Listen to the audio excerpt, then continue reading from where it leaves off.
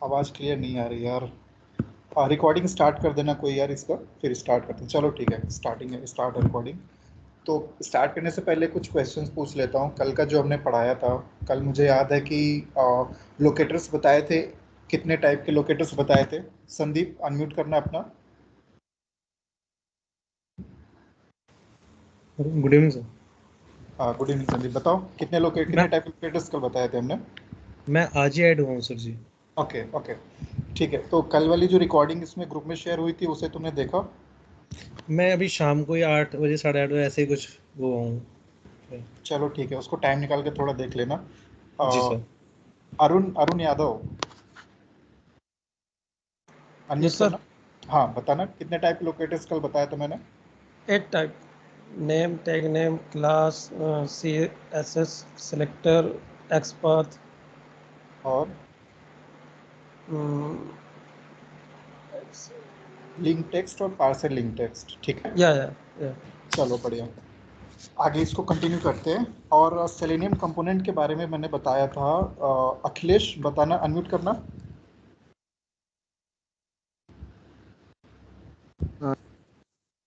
हाँ अखिलेश बताना, selenium component के बारे में मैंने क्या बताया था, कितने टाइप्स के होते हैं? सिलेनियम कंपोनेंट सर 4 टाइप्स के होते हैं।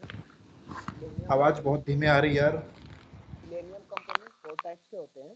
हाँ सिलेनियम आईडी, सिलेनियम आरसी, हाँ। Selenium grade and selenium web driver. ये सेलेनियम वेब ड्राइवर का कौन सा वर्जन बताया था मैंने? सर लेटेस्ट जो चल रहा है सिलेनियम वेब ड्राइवर चल रहा है। हाँ, तो उसका वर्जन नंबर बताया होगा ना? वर्जन नंबर तो वर्जन नंबर नहीं है सर। 3 है इसका, अपडेटेड इस समय 4 चल रहा है, ठीक है। चलो, तो ये चीज़ें थी छोटी मोटी जो हमने डिस्कस करी थी। अब हम आगे सर कंटिन्यू करते हैं।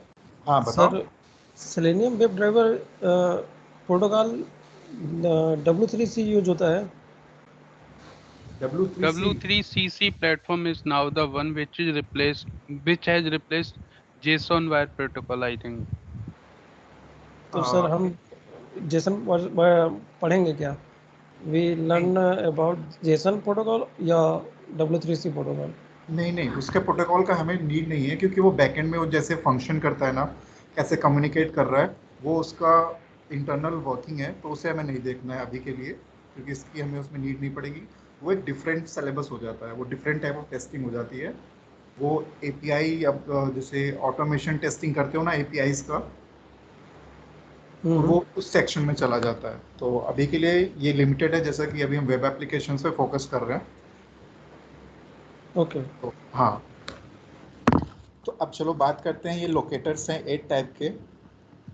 8 टाइप के, मुझे स्क्रीन शेयर करने दो पहले।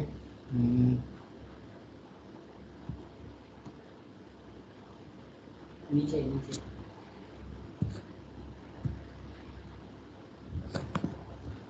ठीक है। अब स्पीड की बात आती है, कभी कभी क्वेश्चंस पूछ लेता है इंटरव्यूअर, रेयरली पूछता है लेकिन नॉलेज होना चाहिए कि इसमें फास्टेस्ट कौन सा है और स्लोवेस्ट कौन सा है। 8 टाइप ऑफ लोकेटर्स हैं, आप कोई भी प्रेफर कर सकते हो अपने कन्वीनियंस के हिसाब से। लेकिन आप ये सोचोगे कि फास्ट कौन काम करेगा, जल्दी से कौन लोकेट करेगा वेब एलिमेंट्स को, तो आप उसको प्रेफर करना चाहोगे। तो इसमें फास्टेस्ट का जो ऑर्डर है, जो आप आईडी देख रहे हो, सबसे फास्ट होता है। और जैसे मान लो तुमसे पूछ लिया आईडी और एक्सपाथ में फास्ट कौन सा है, तो आप क्या बताओगे? आईडी फास्ट है। आईडी इसलिए फास्ट है क्योंकि उसकी यूनिक आईडी होती है, आइडेंटिफिकेशन होता है उसका, और सीधे वो आपको जो डोम में सर्च करता है उस एलिमेंट को डायरेक्ट उस आईडी से पिक कर लेता है। तो ये फास्ट होता है बहुत ही ज़्यादा एक्सपाथ से। बेशक हम एक्सपाथ प्रेफर करते हैं लोकेट करने के लिए, सर उसके अलग कारण है, बैकग्राउंड वो हम अभी साउंड आ रही है। फिर फैन चल रहा है यार, मुझे फैन बंद करना पड़ेगा, बस एक सेकंड देना। Sir I think we can.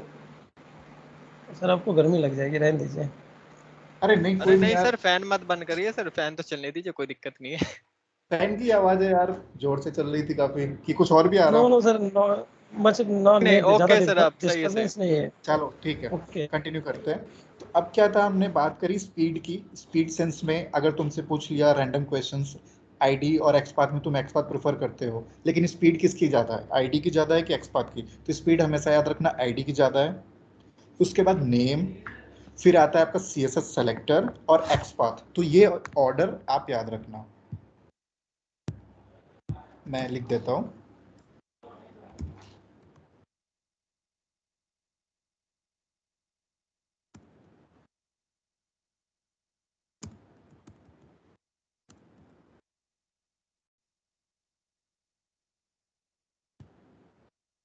पहले कौन सा आता है, आईडी। उसके बाद कौन आता है, नेम। उसके बाद क्या आता है आपका, CSS सेलेक्टर। फिर उसके बाद आता है आपका एक्सपाथ। ऑर्डर है। एक्सपाथ इसमें इन सब में सबसे स्लो है, लेकिन प्रेफर्ड यही है। हम अभी उसका कारण भी देख लेंगे क्यों। तो ये चीज़ आपको ध्यान रखना है। ये सिंपल ऑर्डर है, इसमें बहुत ज़्यादा लॉजिक की ज़रूरत नहीं है, आप सिंपली से याद रखना। अब आते हैं एक्सपाथ पे। एक्सपाथ कितने टाइप का बताया था मैंने, कोई बताएगा? We have two types. One is relative and other one is the absolute. Perfect answer. 2 types of XPath. ठीक है। अब वो कौन कौन से टाइप्स हैं, lewd,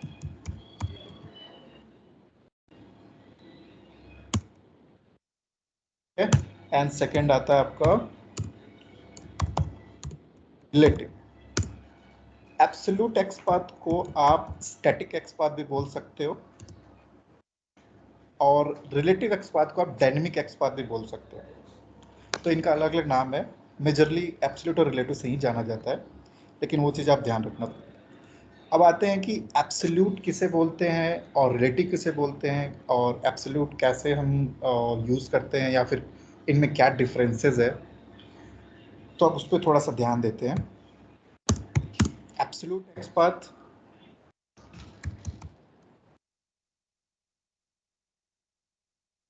always starts with single forward slash।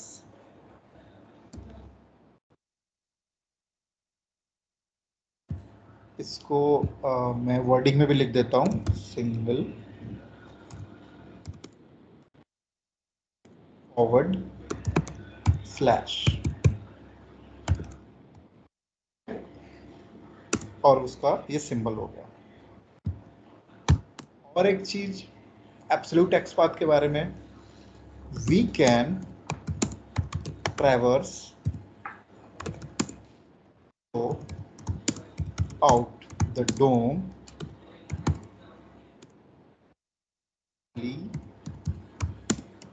forward direction। DOM क्या है मैंने बता रखा है पहले ही, छोटा सा एग्जांपल भी दिखाया था। हम डोम कैसे ओपन करते हैं, क्योंकि डोम हमें ओपन करना बहुत ज़रूरी है, हमें लोकेट करना है वेब एलिमेंट्स को, तो उसे हम इसलिए ओपन करके प्रेफर करते हैं यूज़ करना। तो उसमें क्या है कि ये सिर्फ और सिर्फ जो भी एब्सोल्यूट एक्सपाथ आप प्रेफर करोगे ना बनाना, तो ये हमेशा केवल एक डायरेक्शन में मूव करेगा, वो भी फॉरवर्ड डायरेक्शन में। अब आते हैं रिलेटिव पे। ये स्टार्ट होता है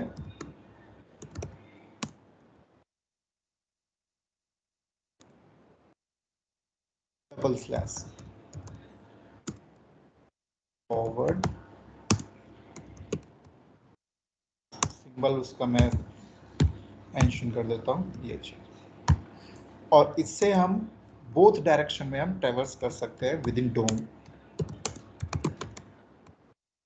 ट्रेवर्स थ्रू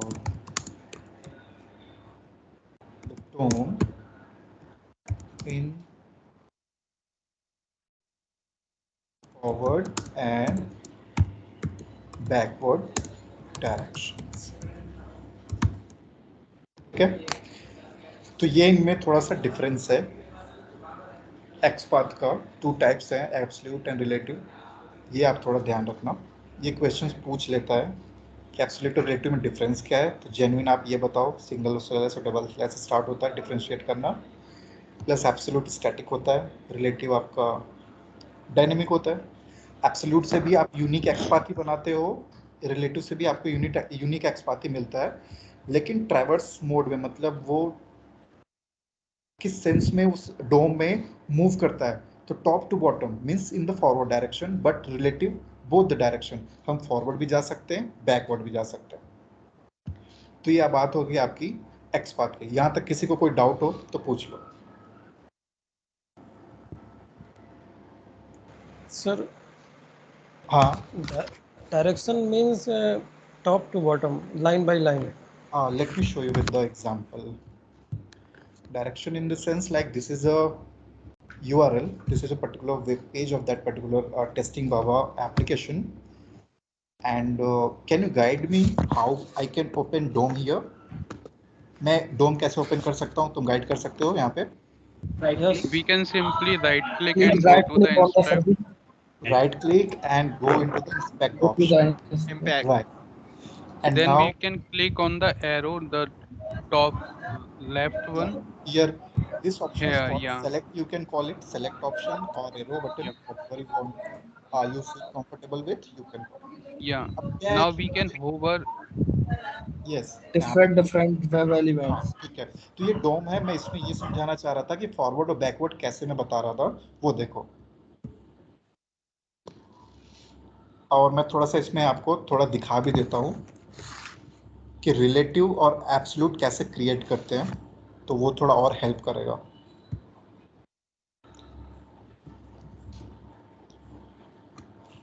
आप इसको किसी भी अलाइनमेंट पे ओपन कर लो, आपको जैसा भी कन्वीनियंट हो। आप यहाँ लेफ्ट साइड में करो, बॉटम साइड में करो, और वो सब आप यहाँ से जाके कर सकते हो। यहाँ पे 3 बटन्स दिख रहा होगा, इस पर क्लिक करोगे तो अलाइनमेंट का ऑप्शन दे देता है। ये बॉटम पे सेट कर देगा, ये आपका लेफ्ट राइट में सेट कर देगा, ये आपका लेफ्ट में सेट कर देगा। तो जैसा आपको कन्वीनियंट लगे आप उस हिसाब से सेट करना। तो अब जो मैं बता रहा था, एब्सोल्यूट एक्सपाथ फॉरवर्ड डायरेक्शन में मूव करता है। Forward in the sense start आपका HTML बॉडी यहाँ से डाउनवर्ड जाओगे, ये फॉरवर्ड है, ये फॉरवर्ड डायरेक्शन है।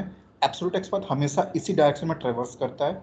लेकिन रिलेटिव एक्सपाथ जो हम बनाते हैं, कस्टमाइज्ड वन, जो कस्टमाइज्ड मतलब हम खुद क्रिएट करते हैं, वो फॉरवर्ड और बैकवर्ड दोनों कर सकते हैं। हम कैसे उस एलिमेंट को लोकेट कर रहे हैं, जिस हिसाब से हम लोकेट कर रहे हैं उस हिसाब से हम फॉरवर्ड और बैकवर्ड मूव करते हैं। वो सब भी चीज़ें आप आगे जाके सीखोगे, उसके लिए ज़्यादा घबराना नहीं। तो अब हम बात करते हैं एब्सोल्यूट एक्सपाथ की, कैसे क्रिएट होता है। चलो वो देख लेते हैं, छोटा सा ही, ज़्यादा टाइम नहीं लगेगा। ये आपका जैसे मान लो यहाँ पे प्रैक्टिस है, यहाँ क्लिक किया, ये हाईलाइट हो गया, इस पे गए, राइट क्लिक, कॉपी का ऑप्शन दिख रहा है। जब आप कॉपी फुल एक्सपाथ करोगे ना, तो ये एब्सोल्यूट एक्सपाथ वहाँ से पिक करेगा। अब हमने कॉपी तो कर लिया, अब हमें ये देखना है कि वो एक्सपाथ यूनिक है कि नहीं। ठीक है, यूनिक मतलब उसी एलिमेंट को हिट कर रहा है कि नहीं कर रहा है। तो उसके लिए हम क्या करते हैं, Ctrl+F प्रेस करो।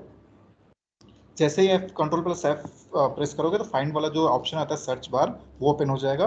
फिर यहाँ पे Ctrl+V कर दो, जैसे कि पेस्ट करना है। ठीक है, अब पेस्ट करते ही क्या होगा कि जो आपका एब्सोल्यूट एक्सपाथ है वो निकल के आ जाएगा और यहाँ पे आपको इजीली दिख जाएगा। और वो 1 of 1 ये दिखा रहा है, मतलब एक ही एलिमेंट को हिट कर रहा है इस पूरे आपके वेब पेज पे, और वो लाइन ऑफ कोड यहाँ पे हाईलाइट हो रही है HTML में। ठीक है, अब इसे हमें समझना है ये कहाँ से जा रहा है। ये HTML कहाँ पे था, एकदम टॉप सेक्शन पे। यहाँ जाओ, यहाँ से स्टार्ट हुआ HTML, फिर देखो सिंगल स्लैश कहाँ पे आया, बॉडी। बॉडी कहाँ है, ये रहा। ठीक है, अब बॉडी के बाद फिर देखो एक सिंगल स्लैश कहाँ पे आया, हेडर, ये रहा हेडर। फिर सिंगल स्लैश div2, फिर सिंगल स्लैश div3, फिर UI। इस तरह से आपको यहाँ पे चीजें देखने को मिलेंगी। div2 कहाँ है, ये रहा। और फिर उसमें आप जब सिंगल स्लैश करके जाओगे, आई थिंक ठीक है, ये आपका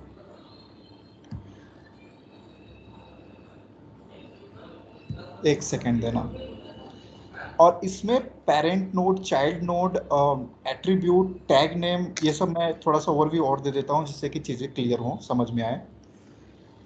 तो अब जैसे देखो हमने इसको मिनिमाइज कर दिया, बॉडी सेक्शन को भी, ये आ गया। अब यहाँ पे 3 नोड्स हैं, डिफरेंट नोड्स। स्टार्ट है, ये हेडर सेक्शन को रिप्रेजेंट कर रहा है, ये बॉडी को, ये आई फ्रेम को है, वो आगे आप समझोगे। तो अब हमने बॉडी को एक्सपेंड किया, तो ये एक तरह से पेरेंट नोड हो गया, ठीक है। ये उसके चाइल्ड नोड है। फिर इसमें अगर बात करोगे तो ये पेरेंट नोड, ये चाइल्ड नोड। फिर उसके अंदर आओगे तो ये आपको डिव दिख रहा है, ये पेरेंट नोड, फिर उसके चाइल्ड नोड।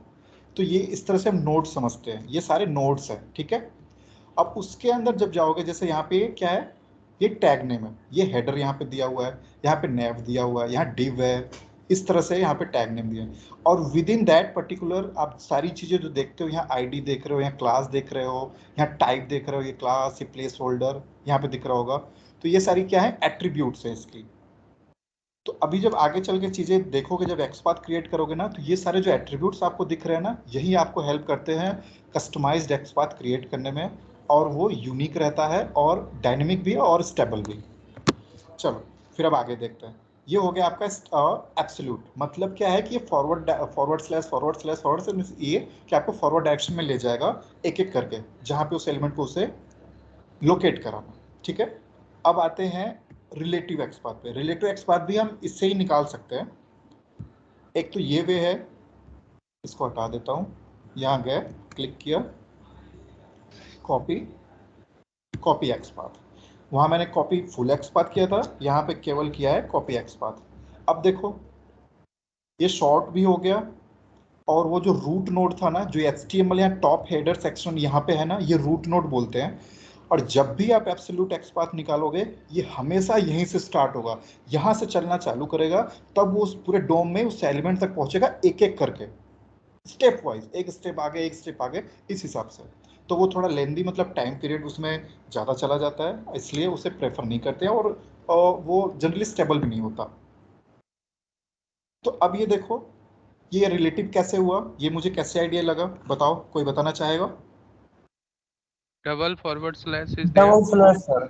हाँ, ये डबल फॉरवर्ड स्लैश है, प्लस ये चीज़ आपको ध्यान रखनी है। तो ये रिलेटिव एक्सपाथ है, ये हमने अभी जस्ट क्या किया ना, उस पर जाके राइट क्लिक किया, कॉपी कर लिया, पेस्ट कर लिया, ये आ गया। लेकिन इससे भी ज़्यादा हम कस्टमाइज बनाते हैं विदाउट कॉपी करके, हम खुद अपने एंड से, वो भी चीज़ें आप आगे प्रैक्टिस से सीखोगे। तो अभी के लिए इतना चीज़ क्लियर है कि एब्सोल्यूट में क्या बोल रहा था, रिलेटिव क्या बोल रहा था।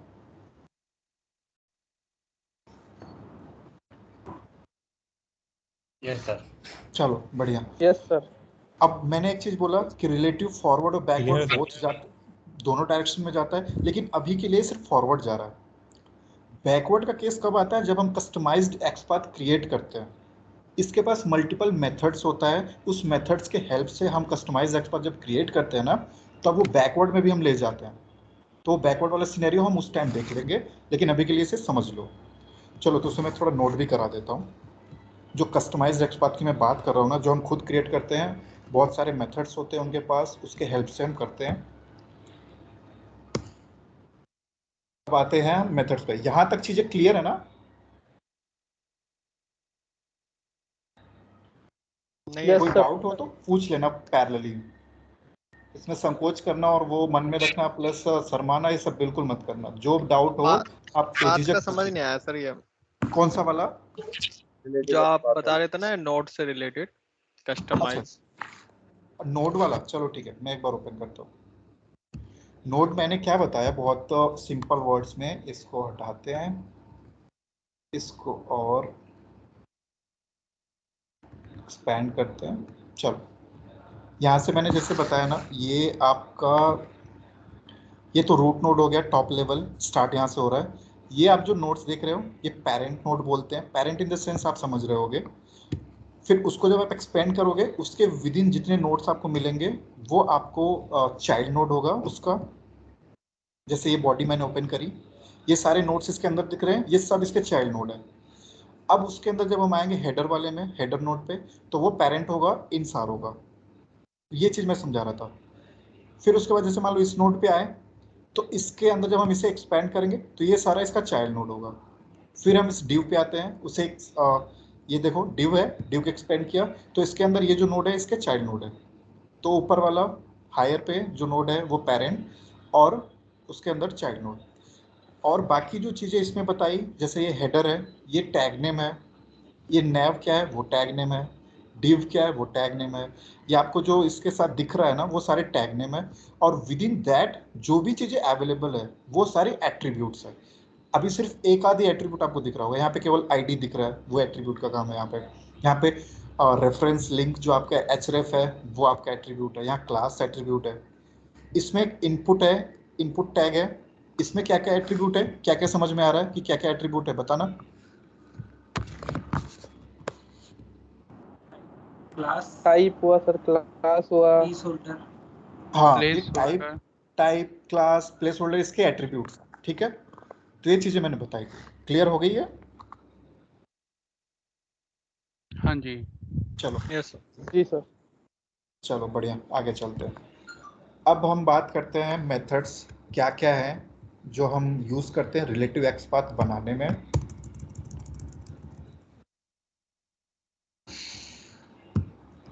पे ऐसे मेथड्स डाल लो,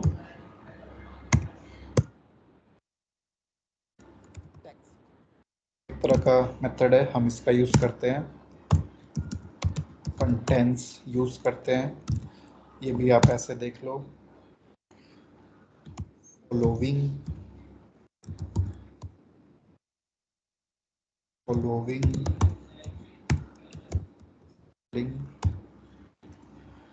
siblings and preceding, in the same way preceding, things, and चलो ये हो गया। अब आता है master and ये हो गया। ये कुछ मेथड्स हैं, इनका यूज करते हैं हम कस्टमाइज्ड एक्सपाथ क्रिएट करने में। और इन्हीं जो मेथड्स का है ना, जैसे आप ये देख रहे हो फॉलोइंग, फॉलोइंग सिबलिंग्स, तो ये आपको फॉरवर्ड डायरेक्शन में ले जाएगा। प्रीसीडिंग, प्रीसीडिंग से क्या आइडिया लग रहा है, क्या हो सकता है, प्रीवियस, प्रीवियस मतलब बैकवर्ड डायरेक्शन, तो इसका जब हम यूज करेंगे तो वो हमें बैकवर्ड डायरेक्शन में ले जाएगा। और ऐसे सेम प्रीसीडिंग सिबलिंग का है। फिर ancestor, ancestor in the sense कि forward direction, descendant in the sense कि आपका बैकवर्ड डायरेक्शन। तो ये सारी चीज़ें धीरे धीरे करके आप जब प्रैक्टिस में लाओगे, जब हम इसमें स्टार्ट करेंगे काम करना, तो आपको अच्छे समझ में आएगी। अभी के लिए इसको बस ये ध्यान रखना कि इस तरह के इसके पास मेथड्स हैं जिसका हम यूज़ करते हैं कस्टमाइज्ड एक्सपाथ क्रिएट करने में, वो भी कौन सा, रिलेटिव एक्सपाथ, ठीक है। हाँ और सर, हाँ, ये जो मेथड्स हैं, ये मेथड्स तो हम जावा कोड में यूज करेंगे ना? नहीं नहीं नहीं नहीं, वो इस चीज़ का नहीं है, जावा से मत रिलेट करो इसे, ये अलग है। Okay okay okay. हाँ बिल्कुल अलग तो ये है। जो एक्सपाथ जो हम क्रिएट करेंगे सर, ये रिलेटिव, हाँ, तो ये कहाँ पे करेंगे हम उसको? वही आपका ये जो डोम है ना, ये ओके। जो आपका सर्च बॉडी है ना यहाँ पे, इस वाले में कैसे करेंगे, जैसे मान लो अच्छा। ये आपका कॉन्टैक्ट है, ठीक है, इस पे क्लिक किया, ये हाईलाइट हो गया, ठीक है। अब मैंने क्या बोला, यस सर। चलो क्रिएट करते हैं, क्रिएट करके दिखाते हैं, छोटा सा सिंपल आइडिया लगेगा। मैंने बोला था रिलेटिव एक्सपाथ डबल स्लैश से स्टार्ट होता है, कर लिया, स्टार लगाओ, स्टार लगाते ही क्या होगा, आपके उस वेब पेज पे विद इन डोम जितने भी वेब एलिमेंट्स होंगे वो सारे सेलेक्ट हो जाएंगे। ये स्टार का मतलब ये होता है, मतलब सेलेक्ट ऑल। ये कैसे पता चला आपको, ओके यहाँ ओके। पे भी देख सकते हो, 1 of 414, मतलब इतने एलिमेंट्स है, उसमें से पहला है, आप इंटर मारते जाओगे वो सारे एलिमेंट पे आपको ले जाता जाएगा। ये इतना क्लियर है। हाँ, अब यस सर, लगाओ, यस सर। अब ये ब्रैकेट लगाओ, अब इसमें मैं टेक्स्ट मेथड लिया, इसको किया इक्वल्स सिंगल इन्वर्टेड कॉमा, ये देखो हिट किया यहाँ पे। तो ये टेक्स्ट क्या किया मैंने, ये जो यहाँ पे एक तरह का मेथड था, ये उसका मैंने यूज़ किया। क्यों यूज़ किया, क्योंकि मुझे यहाँ दिखा कि मैं इसका इस्तेमाल कर सकता हूँ कॉन्टेक्ट का, लेकिन अभी ये देखोगे ना तो दो जगह हिट कर रहा है। यहाँ 1 of 2 दिखा रहा है यस सर, और हमें इसको यूनिक बनाना है यस सर, यस सर, है ना? तो यस वो सर, चीजें हम देखेंगे। इसमें यूनिक बनाने के लिए अगर जरूरत पड़ती है रेयरली तो हम इंडेक्सिंग का इस्तेमाल करते हैं। इंडेक्सिंग इन द सेंस 1 डाल दो, इसको यहाँ से मुझे क्लोज करने दो। वो सारी चीज़ें अभी जस्ट एक मैं एग्जांपल दिखा रहा हूँ, बहुत ज़्यादा इसमें नहीं बताऊंगा, नहीं कंफ्यूज हो जाओगे। अभी बस ये देख लो कैसे क्रिएट होता है। देखो 1 डाला तो जो पहला वेब एलिमेंट हिट हो रहा था उस पर आ गया, इसको 2 करूंगा तो दूसरा वाला हिट हो रहा था वो आ गया। तो जैसी नीड होगी हम यहाँ से पिक कर लेंगे। इतना क्लियर है? यस सर, क्लियर क्लियर होगा। चलो, तो ये बात हो गई आपकी, इसको मैं क्लोज करता हूँ। ठीक है, ये हो गया आपका एक्सपाथ का, और उसके बारे में थोड़ा सा मेथड्स की डिस्कस कर लिया। अब आते हैं अपना, स्टार्ट करते हैं सेलेनियम कोडिंग पार्ट कैसे स्टार्ट करना। तो एक्लिप्स सबके पास डाउनलोडेड है? हाँ बताओ। Hello sir. हाँ सर ये जो हमने भी मेथड्स अभी हमने पढ़े हैं, तो ये मेथड सर किन किन अलग अलग सिचुएशन में अलग अलग यूज होते हैं या किस तरीके से करते हैं? हाँ हाँ, सिचुएशन के हिसाब से होता है। जो चीज़ें हम यहाँ देखते हैं ना, हमें जो चीज़ मिल जाए, हमें, हमारा मेन मोटो क्या होता है कि हमें यूनिक एक्सपाथ क्रिएट करना है। अब इस डोम में जो भी एलिमेंट आप रेफर कर रहे हो उसके लिए जो हमें चीज़ यूनिक दिख जाए उस हिसाब से वहाँ से मेथड पिक कर लेते हैं। होम है, यहाँ पे आया, आपको दो चीज़ें, एक तो ये आपका टैग नेम ए दिख रहा है, ठीक है, फिर एचरेफ है, उसके बाद उसमें एक टेक्स्ट हमें दिख रहा है होम। तो आपको क्या लग रहा है कि इसमें से हम क्या पिक कर सकते हैं? यहाँ पे टेक्स्ट हमें दिख रहा है, हम टेक्स्ट उठा लिए, हमारा काम बन गया। अब इस चीज़ में आओ, इसे हमें लोकेट करना है। इन केस क्लास है यूज़र, तो हम क्लास से ही बना लेंगे, लेकिन अगर देखेंगे कि वो यूनिक है कि नहीं है, यूनिक होना चाहिए, हमारा मोटो क्या है, यूनिक होना चाहिए, ठीक है। अब जैसे ये आईडी है, यहाँ पे tag name ID, style, class, तो इसमें आईडी हम उठा के बना लेंगे। तो आईडी तो जनरली कॉमन होती है, तो ये यूनिक एक्सपाथ दे देगा, तो हमें ज़्यादा कुछ उसमें मेथड यूज़ करने की जरूरत नहीं पड़ेगी। तो सिचुएशन पे डिपेंड करता है, समझ रहे हो? हेलो, आवाज़ आ रही है? हाँ जी आ रही है। चलो, तो अभी गॉट योर इसके लिए पॉइंट। इतना ज़्यादा वो मत, एकदम पैनिक मत हो। ये सारी चीज़ें अपने आप ऑटोमेटिक क्लियर होंगी जब एक एक करके, जब हम इस चीज़ों को कवर करना स्टार्ट करेंगे ना, तो ये सब उसी में धीरे धीरे करके कवर हो जाएंगी। फिर आपको इजीली सारी चीज़ें समझ आ जाएंगी कि किस एक्सपाथ का कहाँ कैसे हम यूटिलाइज करेंगे और कैसे क्रिएट करेंगे इजीली, ठीक है। अभी तो जस्ट सर ओवरव्यू दे दिया कि आपको पता होना चाहिए स्टार्ट करने से पहले। हाँ बताओ। मैं ना सिर्फ एज यूज कर रहा हूँ, तो मैंने सिर्फ उसी का ही ड्राइवर वो किया है सेट। हाँ माइक्रोसॉफ्ट एज यूज करता हूँ बस, तो उसी का ही हाँ मैंने ड्राइवर लगाया हुआ है। तो बाकी का तो और नहीं चाहिए होगा ना, एक से काम हो जाएगा ना? हाँ, एज पे भी कर सकते हो, कोई मसला नहीं है। एज ड्राइवर, ओ- आप ड्राइवर का तुम्हें क्या है ना, एक बार सेट कर दिया जिस ब्राउजर के लिए, वो अब आपका उसी पे एग्जीक्यूट होता रहेगा, बार बार आपको चेंज नहीं करना है। तो ओके आपने सर। एज, एज पिक कर लिया, एज पे आप हाँ, यूज करो। हाँ जी, एज पे कर लिया, जार फाइल वगैरह सब लगा लिए एक्लिप्स। ठीक है। और सबके पास जार फाइल्स हैं? Yes sir. ठीक है, चलो मैं स्टार्ट करता हूँ। No sir. तो सबसे पहले, नो सर, जार फाइल तो नहीं है सर, कर। हाँ क्या बोल रहे हो? एक एक करके हैंड रेज कर सकते हो, एक साथ बोलोगे तो फिर दिक्कत हो जाएगी, समझ नहीं पाऊंगा। सर हाँ मेरे बताओ। मेरे पास जार फाइल नहीं है, बस केवल इक्लिप्स इंस्टॉल्ड है मेरा। ठीक है, मैं भी शेयर कर दूंगा ग्रुप में। तो वो जार फाइल आप यस सर। डाउनलोड करना वहां से, वो आपका, उससे फिर आप एक्सट्रैक्ट करना जितनी भी लाइब्रेरीज जार फाइल्स, मतलब वो ओके। आपका, ठीक है।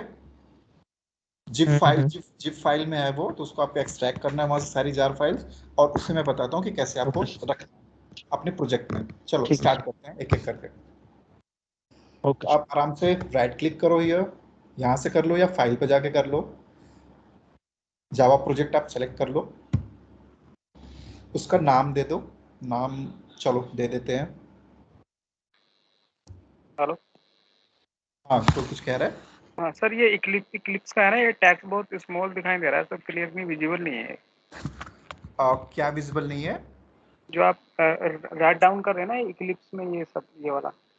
अच्छा, इसके टेक्स्ट बहुत छोटे हैं, मतलब राइट साइड में जूम कर लो और होगा उस पे 1.5x 2x। वो कट जाता है ऊपर नीचे से, ऊपर से कट जाता है फिर नीचे से कट जाता है, ज्यादा जूम करना। रिकॉर्डिंग में साफ दिखाई देगा, ये प्रॉब्लम है थोड़ा सा इसमें। मोबाइल से भाई कनेक्टेड हो गया है? नहीं नहीं, लैपटॉप से कनेक्ट। नहीं सर, ये थोड़ा भाई दिक्कत करता ही है इसमें, स्काइप में। अच्छा अच्छा। भाई स्क्रीन एडजस्ट कर सकते हो माउस के थ्रू। जावा के टाइम पे पता आप 1.5x कर लो, थोड़ा सा और दिख जाएगा। कोई इशू नहीं है, वीडियो रिकॉर्डेड है यार, आराम से बढ़िया देखना, उसमें मुझे लग रहा है क्लैरिटी अच्छी होगी तो दिक्कत नहीं आएगी। चलो स्टार्ट करते हैं आगे। यस सर, वो लाइव में ही दिक्कत करता है वैसे। हाँ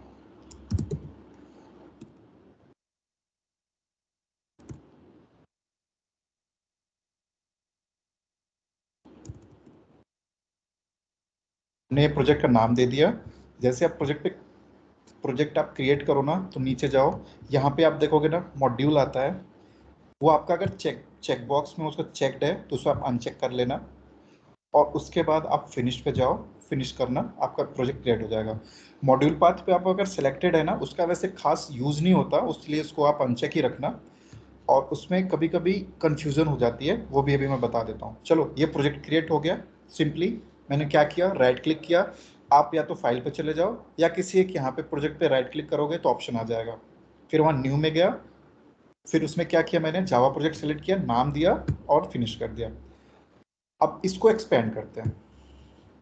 यहाँ पे आपकी JRE सिस्टम लाइब्रेरी जो जावा के लिए रिक्वायर्ड है वो आपकी अवेलेबल है, और अब आपका ये SRC फोल्डर दिख रहा है, तो हमें फिर इसमें दोबारा राइट क्लिक करना है, न्यू में जाना है, एक पैकेज क्रिएट करना है। ठीक है, पैकेज का नाम दे सकते हैं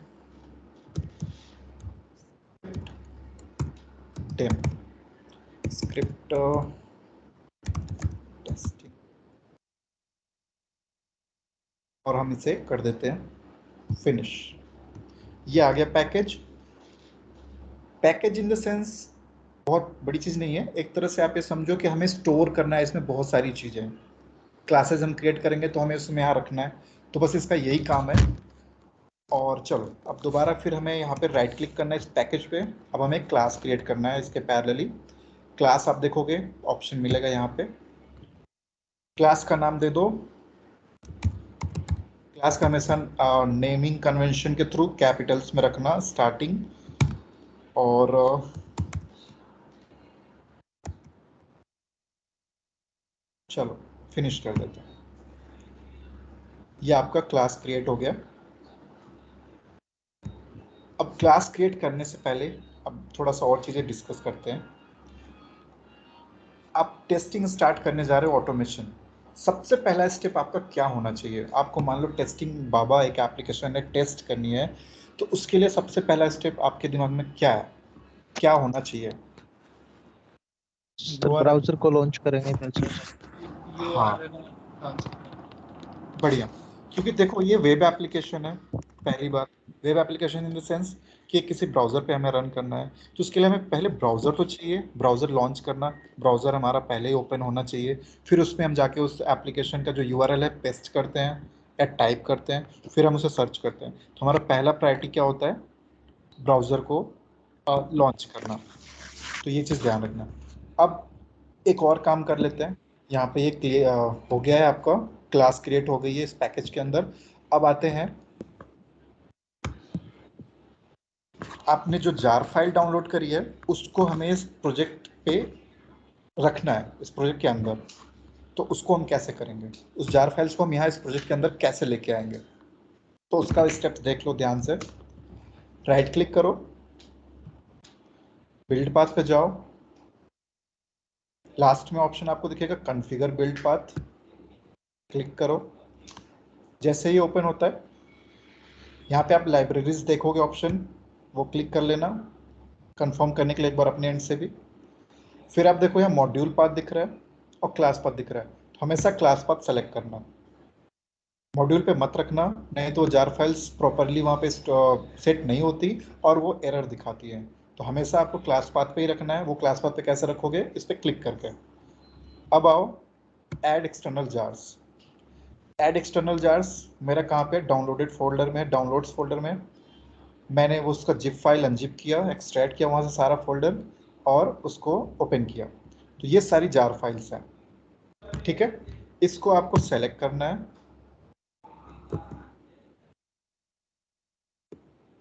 कर लिया सारों को एक साथ, Ctrl+A करके फिर आप ओपन कर दो। यहाँ पे देखो सारा जार फाइल्स आ गया क्लास पाथ पे, जो भी जार फाइल्स रिक्वायर्ड थी। ये सेलेनियम है आपका। कौन सा वर्जन यूज हो रहा है, वर्जन ध्यान रखना, कभी कभी वर्जन पूछ लेता है। वर्जन क्या है आपका 3.141.59। चलो अब हमें क्या करना है, अप्लाई कर लो एक बार, फिर अप्लाई एंड क्लोज पे क्लिक कर लो। तो ये आपकी रेफरेंस लाइब्रेरीज ऐड हो गई आपके प्रोजेक्ट के अंदर। तो ये कुछ स्टेप्स हैं प्री रिक्विजिट जो हमें पहले स्टेप्स फॉलो करने हैं, मीन्स लाइक सेटअप करना एक तरह से। जार फाइल हो गई। अब आई बात ब्राउज़र की, तो अभी के लिए हमने ब्राउज़र के लिए कुछ भी नहीं किया। तो ब्राउज़र पे हमें लॉन्च करने के लिए, ब्राउज़र का यूज़ करने के लिए, या ब्राउज़र से इंटरैक्ट करने के लिए, या अपना एप्लीकेशन ब्राउज़र पे टेस्ट करने के लिए हमें सबसे पहले क्या होता है, उसकी एग्जीक्यूटेबल driver.executable फाइल हमें चाहिए होती है। वो driver.executable फाइल हर ब्राउज़र की अपनी अपनी अलग अलग होती है। क्रोम ड्राइवर की अलग होगी, क्रोम की अलग होगी, फायरफॉक्स की अलग होगी। फायरफॉक्स की आई थिंक गेको ड्राइवर होता है। एज की अलग होगी, MS एज ड्राइवर है। क्रोम की क्रोम ड्राइवर है। तो सबकी driver.executable फाइल आपको डाउनलोड करनी है। और डाउनलोड करते समय एक छोटा सा चीज़ है, वो ध्यान रखना है। चलो वो भी देख लेते हैं। आपने क्रोम ओपन किया तो अब डाउनलोड होम ड्राइवर आ रहा है।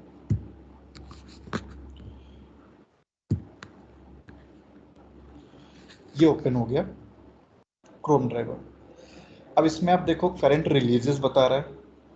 रिलीजेस क्या क्या है, 105 वर्जन, 104, 103। तो इसमें बहुत सारे वर्जन दिख रहे हैं आपको। तो इसमें कौन सा आप प्रेफर करोगे, कौन सा हमें डाउनलोड करना है, वो कैसे डिसाइड करोगे? या कोई भी हम कर सकते हैं, हमें कुछ भी ध्यान देने की जरूरत नहीं है। हमारा जो वर्जन हमारे सिस्टम में क्रोम का अवेलेबल हो। होगा।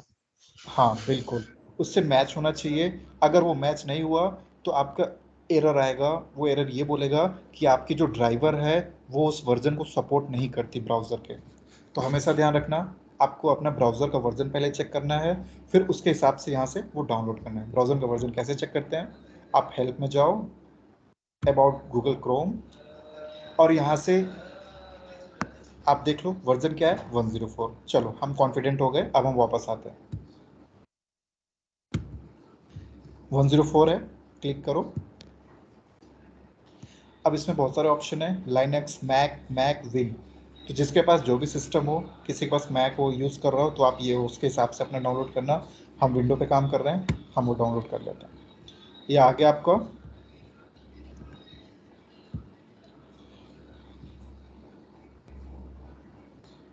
इसे क्लोज करो, हटाओ इसे।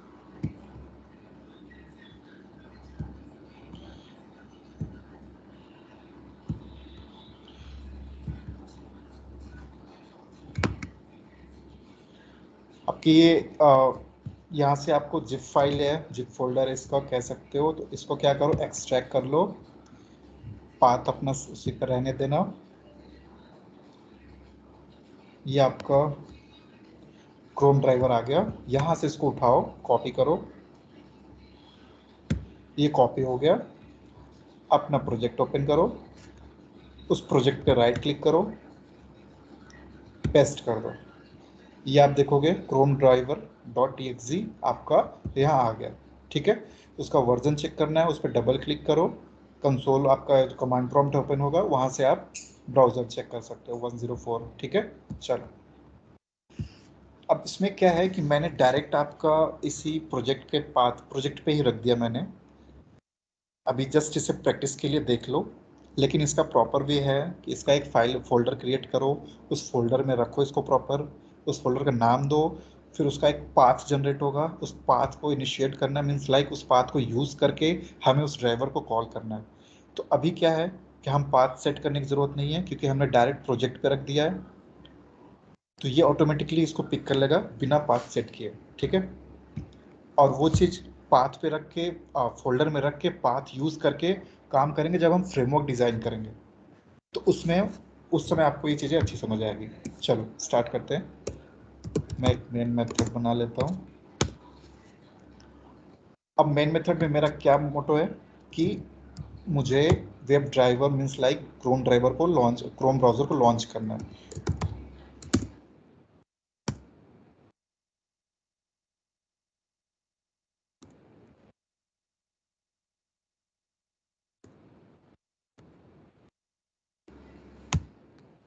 ये हो गया आपका।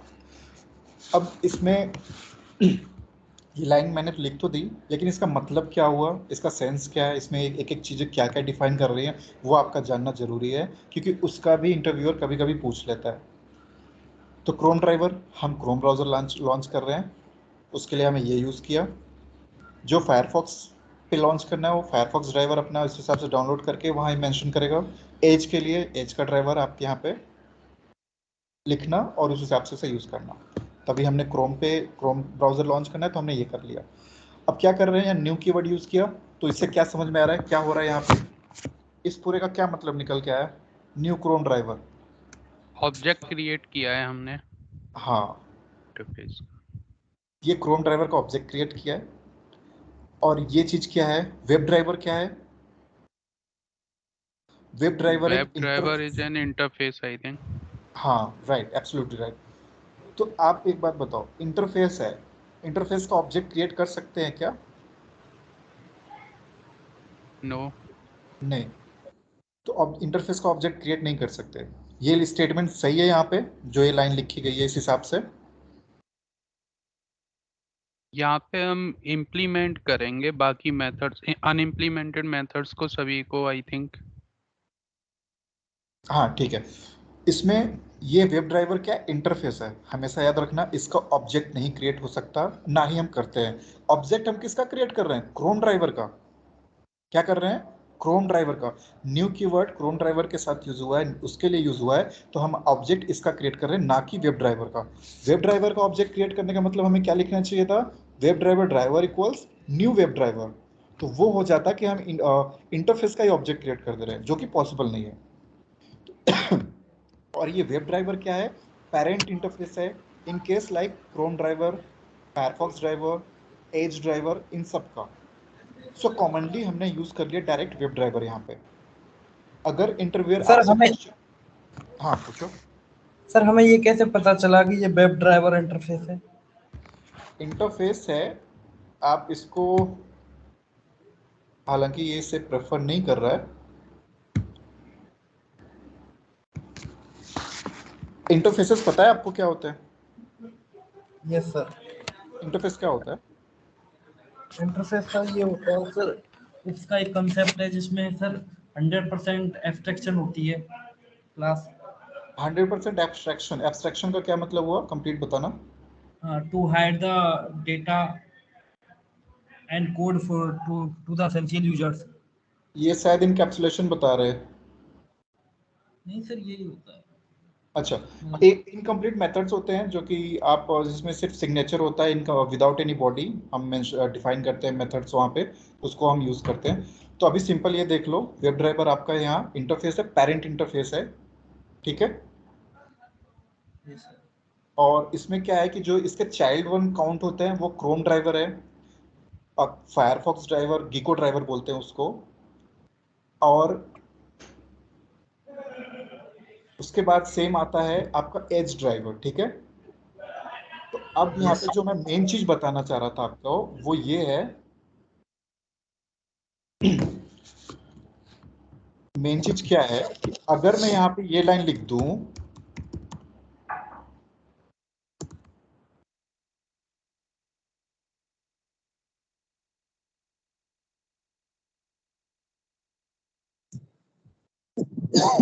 होगा कि नहीं होगा,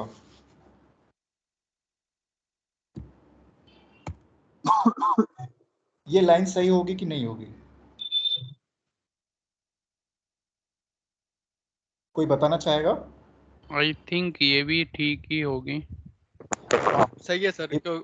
ये भी सही है, ये गलत नहीं है, ये भी सही है। लेकिन जब हम क्रॉस ब्राउजर टेस्टिंग के लिए जाते हैं ना, तो उसमें क्या होता है कि हमें जैसे यहाँ पे आपने सेपरेटली क्रोम के लिए किया, आपने ऑब्जेक्ट क्रिएट किया, फिर आप वैसे फायरफॉक्स के लिए अलग से करोगे, अलग से मेमोरी एलोकेट कर रहे हो, उसे मेमोरी प्रोवाइड करा रहे हैं, फिर सेम उसी तरह से एज के लिए अलग से करोगे, तो वो उस हिसाब से आपका काइंड ऑफ लाइक वो बेस्ट वे नहीं है।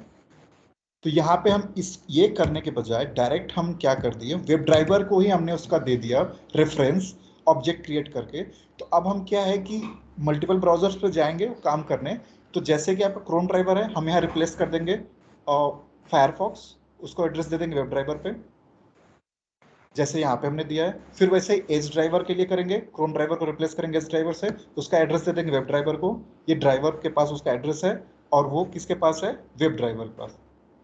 तो ये इसका पूरा मतलब है। कभी कभी इंटरव्यू में इसका आपको ये पूछ लेता है कि इस पूरे लाइन का मतलब क्या है, और मतलब ठीक है तो फिर आपको ये स्टेटमेंट दे देगा, Chrome driver driver equals new Chrome driver, ये सही है या गलत है, और सही है तो क्यों सही है। तो इतना चीजें क्लियर है अभी के लिए? हाँ जी, ऑल गुड। चलो बढ़िया। अब हम क्या करते हैं, इसको रन करते हैं। Hello save sir. कर लिया। हाँ, कोई कुछ पूछ रहा है? हाँ सर, ये अभी हमने जो डिफाइन किया वेब ड्राइवर और जो क्रोम ड्राइवर को ऑब्जेक्ट बनाया था हमने, हाँ, और जितने भी हम बाकी के ड्राइवर थे उसको वेब ड्राइवर में ही हम उसको इंक्लूड कर दे रहे थे। तो इस लाइन को सर, मतलब ये पूरी जो प्रोसेस थी इसको एक बार अच्छे से एक बार और बता दीजिए। ठीक है। अभी देखो यस क्या सर, है, इसकी डेफिनेशन सर आप रिटर्न करवा दीजिए थोड़ा, उससे भी समझ में आ जाएगा ना कि हम एक्चुअली क्या करना चाह रहे हैं, क्या कह रहे हैं। एक बार ध्यान से समझ लो, समझ में आ जाएगी। मैं वो जरूरत पड़ी तो मैं लिखवा दूंगा। तो यहाँ पे क्या कह रहा हूँ मैं, क्रोम ड्राइवर है, उसका मैंने ऑब्जेक्ट क्रिएट किया न्यू कीवर्ड से, उसका एड्रेस हमने किसको दे दिया, ड्राइवर को। उसे कौन हैंडल कर रहा है, इसका जो पेरेंट इंटरफेस है वेब ड्राइवर, ये आपका like chrome driver, firefox driver, और फायरफॉक्स मीन्स लाइक गिको ड्राइवर और एज ड्राइवर, इन तीनों को हैंडल करता है। सिंपल। तो इसके पास एड्रेस है, तो ये चीज़ें आपको बार बार फिर अलग अलग से नहीं लिखनी पड़ेगी। लाइक फिर क्रोम के लिए अलग लाइन लिखेगी, जैसे मैंने अभी आपको लिख के दिखाया। फिर सेम आप, क्योंकि देखो क्रॉस ब्राउज़र टेस्टिंग में हमें मल्टीपल ब्राउज़र्स पे टेस्ट करना होता है, समझ रहे हो। फायरफॉक्स के लिए फिर हमें अलग से लाइन लिखनी पड़ेगी। फिर उसके बाद एज के लिए तो बेस्ट प्रैक्टिस यही मानी जाती है कि आप वेब ड्राइवर जो पेरेंट इंटरफेस है उसे असाइन कर दो, और फिर वो आपका हैंडल कर लेगा। जो ये ड्राइवर आप देख रहे हो ना, वेरिएबल, रेफरेंस वेरिएबल, उसी से हम सारे मेथड्स कॉल कर लेते हैं जो भी हमें रिक्वायर होती है, जो कि आपको धीरे धीरे आगे समझ आएगी। इसलिए हम इसका ऑब्जेक्ट क्रिएट किए हैं। फर्स्ट ये क्या काम करेगा, ब्राउज़र लॉन्च करेगा, और जो इंटरफेस देख रहे हैं यहाँ पे मल्टीपल मेथड्स, हम अभी धीरे धीरे आप समझोगे, ड्राइवर डॉट फाइंड एलिमेंट, बहुत सारे फाइंड एलिमेंट्स, और इस तरह से बहुत सारे मेथड्स हैं जो हम यूटिलाइज करते हैं। Driver dot manage dot window dot maximize and driver dot get, बहुत सारे। तो धीरे धीरे आगे करके आएगा मेथड्स। तो मेथड्स अब जब यूज़ होने लगेगा तो फिर चीज़ें आपको क्लियर होंगी। अभी के लिए ये लाइन क्लियर है आपको?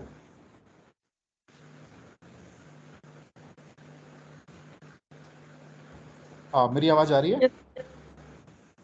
हाँ चलो, सर, क्लियर है।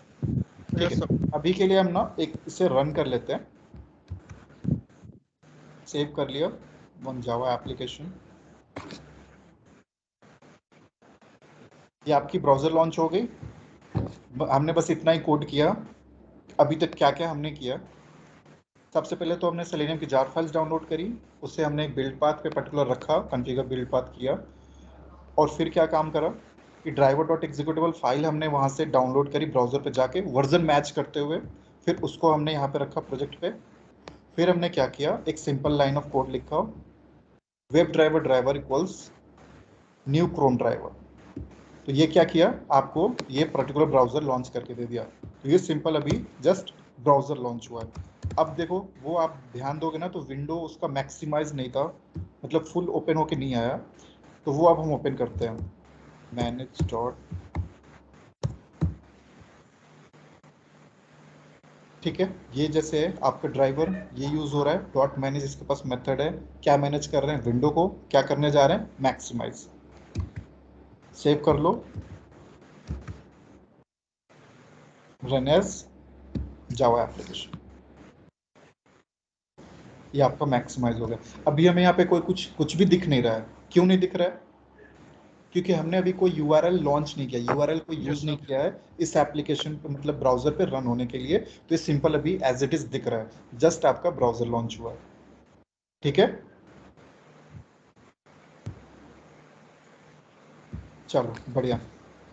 टाइम तो काफी ओवर हो गया, तो यहाँ तक चीजें क्लियर हुई आप लोग को? पहले ये बताओ। जी सर। सर इसमें आपने वेब ड्राइवर का पाथ कहाँ पे रखा है? वेब ड्राइवर का भी देखो, मैंने दो तरीके से बताया आपको। ये रहा आपका वेब ड्राइवर का पाथ, नहीं है ये जो हमने डाउनलोड करा है ना, ये जो जार फाइल्स है, ये जार फाइल्स क्या होती हैं? जार फाइल्स आपको पता है जार फाइल्स की नीड क्यों पड़ती है, हम जार फाइल्स क्यों डाउनलोड करते हैं, जार फाइल्स हमें क्यों रखना होता है? नहीं, आप एक नहीं बार सर। क्लियर कर दो। चलो ठीक है। Sir jar jar files file क्या इज चीज? Class library file. थोड़ी सी आवाज ब्रेक हुई थी, दोबारा रिपीट करना। Yes sir. Sir jar files होती है हमारी क्लास लाइब्रेरी फाइल्स होती हैं, जिनमें इनबिल्ट मेथड्स होते हैं जिनको हम यूज करते हैं। बिल्कुल, इसमें प्री डिफाइंड क्लासेस होती हैं जिसमें प्री डिफाइंड मेथड होते हैं पहले से ही लिखे हुए, जिसे हमें बार बार नहीं लिखना होता। तो उन्हीं जार फाइल्स को हम यूज करते हैं और उसी की हेल्प से हम अपना सारा कोडिंग पार्ट करते हैं। अब जैसे देखो ना, अभी मैंने एक चीज और दिखाना था। मैं यहाँ पे क्रोम ड्राइवर लिखा, तो ये देखो क्या हुआ है, इंपोर्ट, ये लाइन एक्स्ट्रा ऐड हो गई 4 नंबर की। फिर जैसे मैंने वेब ड्राइवर लिखा, उसके लिए देखो 3rd नंबर की लाइन क्रिएट हो गई थी। तो ये क्या चीजें हैं? ये वेब ड्राइवर क्या है? इंटरफेस। वो कहाँ मिलेगा? ये पैकेज है, इसका नाम है org.openqa.selenium। इस पैकेज में ये वेब ड्राइवर इंटरफेस मौजूद है। तो उसको यूज करने के लिए हमें इंपोर्ट करना पड़ता है। वो चीजें कैसे आई ऑटोमेटिक, वो मैं दिखा देता हूँ। इसको मैं अभी कमेंट करता हूँ, फिर से दोबारा लिख देता हूँ। आप देखो, वेब ड्राइवर ये टाइप किया, आपका पहले से यहाँ पे इंपोर्टेड है, इसको हम हटा देते हैं। ये चीज भी ध्यान से देख लो, ये भी बहुत जरूरी है समझना।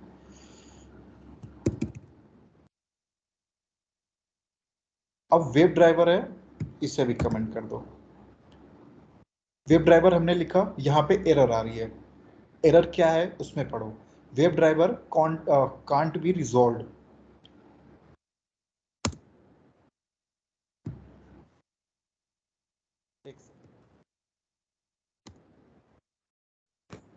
आप जब वेब ड्राइवर लिख रहे हो, आपने वेब ड्राइवर कुछ भी लिखा, वेब ड्राइवर कंप्लीट लिख लो, फिर आप इसको कंट्रोल प्लस स्पेस क्लिक करना। क्या क्लिक करना है? कंट्रोल दबाना है, फिर स्पेस पे क्लिक मारना है। तो ये चीजें आपको ओपन हो जाएंगी। तो इसमें क्या दिखेगा? जैसे वेब ड्राइवर दिख रहा है ना, ये इंटरफेस है, कहाँ पे है? org.openqa.selenium। तो यहाँ से आपको क्या करना है? इस पर क्लिक करना है सेलेक्ट करके, और फिर इंटर। तो ये उस पैकेज को यहाँ पे पर्टिकुलर इंपोर्ट कर देगा। तो ये एरर आपका यहाँ से हट जाएगा। अब हम आगे लिखते हैं driver equals new Chrome driver, ये लिख दिया। अब देखो फिर एरर आ रही है, तो हमने क्या किया? कंट्रोल दबाया, फिर स्पेस बटन प्रेस किया, तो तुरंत देखो यहाँ पे आ गया उसका पैकेज इंपोर्ट करने का। पैकेज कहाँ पे है? दो देखो यहाँ पे डिफरेंट डिफरेंट पैकेजेस दिख रहे हैं। तो इसमें हमें कौन सा मेंशन करना है? org.chrome ड्राइवर, इसको फर्स्ट वाला ही ले लो। ये करा, ये पैकेज इंपोर्ट हो गया, और प्लस वो एरर भी चली गई। फिर हम यहाँ पे क्या करेंगे? आपने सेमीकोलन लगा दिया, क्लोज हो गया। तो ये चीजें ये कहाँ से आ रही हैं? ये सारी उसी जार फाइल्स में है। ये सब चीजें जो पहले से लिखी हुई, वेब ड्राइवर वहाँ पे लिख दिया गया है, क्रोम ड्राइवर वहाँ पे मौजूद है, उसको वहाँ पे हमें इंपोर्ट करने के लिए, यूज करने के लिए इंपोर्ट करना पड़ता है। अगर इंपोर्ट नहीं करेंगे तो वो एरर देगा। और इंपोर्ट करने के लिए सबसे जरूरी होता है कि हमारे पास वो जार फाइल्स होनी चाहिए। तो ये जार फाइल्स का रोल होता है। समझ गए?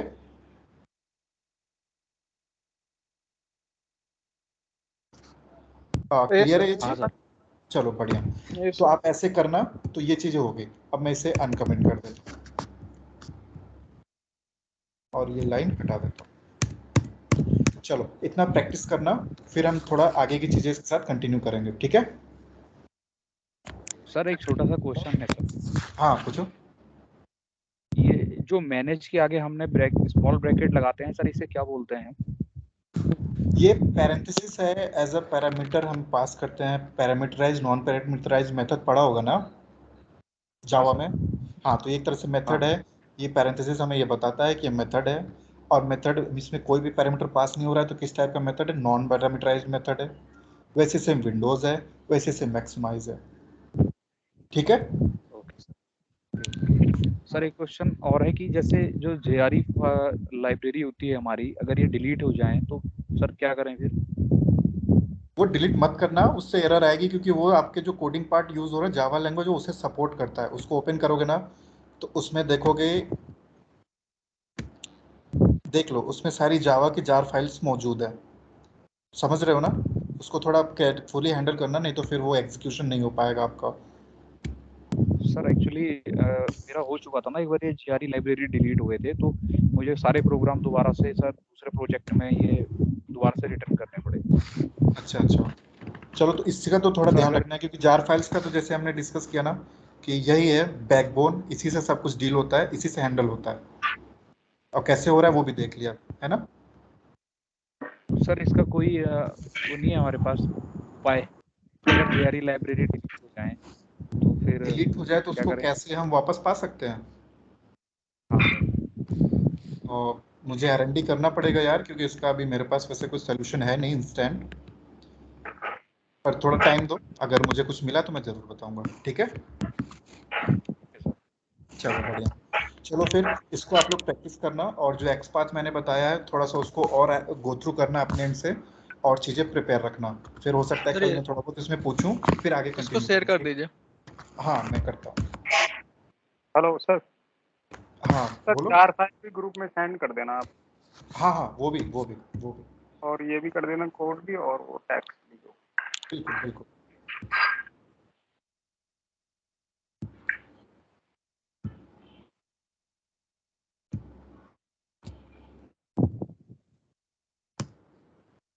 चलो जार फाइल्स में कर देता हूँ थोड़ा ढूंढ के, और फिर चलो कल मिलते हैं। Okay sir. चलो बाय गाइस। सर वो ओके सर, ओके। तो वो भी कर देना। हाँ नोट्स नोट। हाँ, नोट्स नोटपैड पे जो नोट किया था हमने।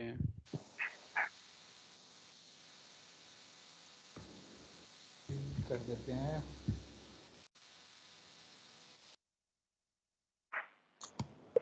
ठीक है,